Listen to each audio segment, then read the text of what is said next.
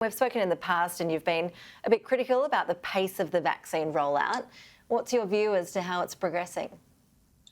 Well, it's getting better, Ash, and will obviously be aided and abetted by the AZ rollout en masse and the CSL manufacturer, so that will help us a lot. But it needs to be accelerated greatly. If we're going to get the next phase, 6 million people done in a timely manner, we're going to be looking to do, and remember, these people are going to need to have 2 doses, up to 500,000, even 1 million doses a week to really get on track. And at the moment, we're just still not set up for that. This week we've seen phase 1B get underway. There was some confusion, it seems, from GPs about just how much vaccine they'd have. Logistics perhaps didn't seem super clear. Are those teething problems to be expected, or should we have done better, considering we've had months to plan for this? Look, I think the answer is yes to both. We should certainly expect teething problems. This is the biggest exercise we've ever done of this scale in the world and in this country in particular as well. So, yes, there will be some teething problems. And, of course, the TGA have been a little slow to approve the CSL manufacturing. I think they could have done that quicker. But we've really got to now put the hammer down and really accelerate the administration. And we need to be not just doing it in GP clinics and vaccination centres and respiratory clinics, but in hospitals as well on a much wider scale. And also in large halls, for instance, in Perth, we're using the convention centre, Melbourne, the exhibition centre. We've got to get into what the UK are doing, where they're using cathedrals and large civic halls and this sort of thing. So doing this en masse. The other thing we've really got to improve is the IT linking. That has become very clunky, the booking system and getting the registration going as well. So hopefully, as we move forward, this will get a lot better. And we, of course, need to have faith in the AstraZeneca vaccine too. That's really important to get people to sign up.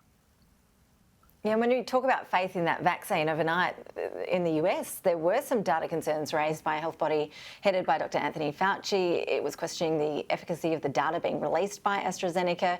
What do you say to people who are seeing these reports and questioning whether we can trust what these pharmaceutical companies are telling us about their trials and about the data from those trials?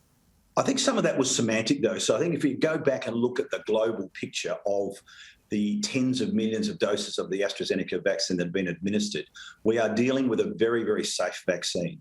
Yes, there's been those very isolated reports of cerebral venous sinus thrombosis, 37 cases out of 17 million doses. So vanishingly rare, and this may just be a chance association as well. So this is a very rare phenomenon. And you've got to remember too that if you get coronavirus disease, you are far, far more likely to get clot problems, thrombosis problems than you will get with any vaccine as well. So you've got to put that in perspective. But look, the vaccine is very safe. I've had a look at the data again, and I think we should have maximum confidence in the safety.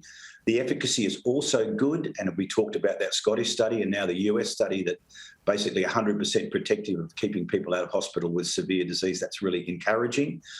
Efficacy against some of the variants a little more dubious, but at the moment I think what we've got to do is get our primary program going with our workhorse, which will be AstraZeneca, and then worry about the variants down the track. And it may well be that we need to have alternate vaccine boosters, even maybe later this year, or look to have modified vaccines given later down the track. So it's an agile, moving field, but at the moment, the best thing everybody can do that is up for it and that is indicated is to take the vaccine, and then we'll see how things develop over time with variants. And for younger people who might not be eligible now to get the vaccine but will be in the coming months, who are thinking, well, I'm not in the high-risk group, we're actually learning a lot more now, aren't we, about long COVID and the impact of that on the younger age groups, and also how some of these variants of COVID are also impacting some of those younger age groups.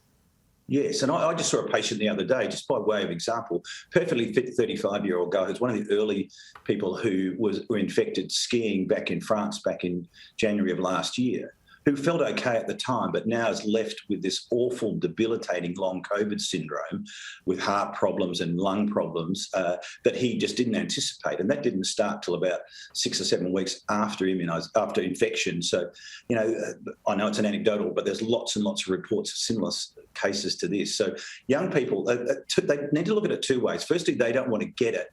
And they might say, well, I'm going to feel fine, but, you run the risk of transmitting it to others. But also this unpredictable long COVID that may occur in young people, even despite the fact that their initial symptoms were very mild or absent.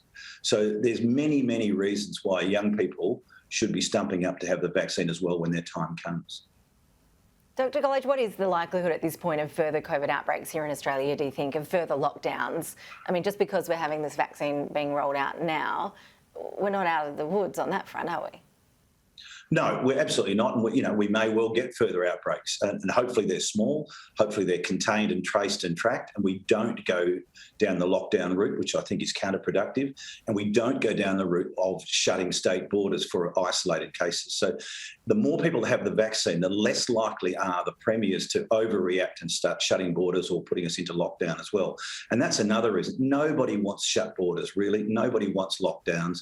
We've got to avoid that. And the more people we can get immunised, the less likely it is that the premiers are going to react and shut the borders and put us into lockdowns. So look, we've got to manage, and I know we've talked about this before as well, got to manage hotel quarantine better as well, because that's still our threat. I still maintain that we should be building dedicated facilities, because we're going to be bringing people in from overseas for many, many more months, if not years. And that is our Achilles heel. So, and as you know, Victoria's still closed to international visitors, which is just appalling. I just can't believe that they're still doing that. We've got to be looking at doing this a lot better. When you look at those people coming in from overseas, there has been some speculation around this week that the plan will be that for people who have had the vaccine, they won't have to go into quarantine in hotels after returning from overseas. That if they've had the vaccine, they might be allowed to self-quarantine at home, perhaps for a shorter time period than 2 weeks. Is that where you think we're heading? Is that a smart proposal? I think that's a very smart proposal. And what you can do if you've travelled and you've had your immunisation and you're feeling well, before you get back on the plane, you can have a rapid COVID antigen test, fly home, go home, isolate, and perhaps even isolate only for 7 days and then have another rapid antigen test at that time. And if that's still negative, then you should be allowed out into the community. So I think that gives a lot more flexibility of people being able to not go to hotel quarantine, go home, isolate for shorter periods of time, sure, have a couple of tests over that period of time, but then be released, and then everyone would be happy in that situation. How long are we going to be dealing with coronavirus, Clay? How many years are we looking at here? Well, I think basically forever. I don't see COVID-19 going away. I think the fact that it's such a large animal reservoir that we are really very likely to be dealing with COVID for a number of years. That's why I don't agree with zero COVID policies, because this will be an endemic virus like many other respiratory viruses. And remember, we've got 4 coronaviruses that cause the common cold that are highly endemic right throughout the world. So that's one of the reasons I think it'll be like influenza. We'll be just having to have regular vaccinations and deal with it. And I don't think it's going to disappear. It doesn't have the lethality to disappear like SARS or MERS did back in the 2000s. So it's going to be with us for a long time, if not indefinitely. Well, on that positive note, Dr. Clay Golledge, appreciate your insights as always. Thanks, Jason. Thanks, Ash.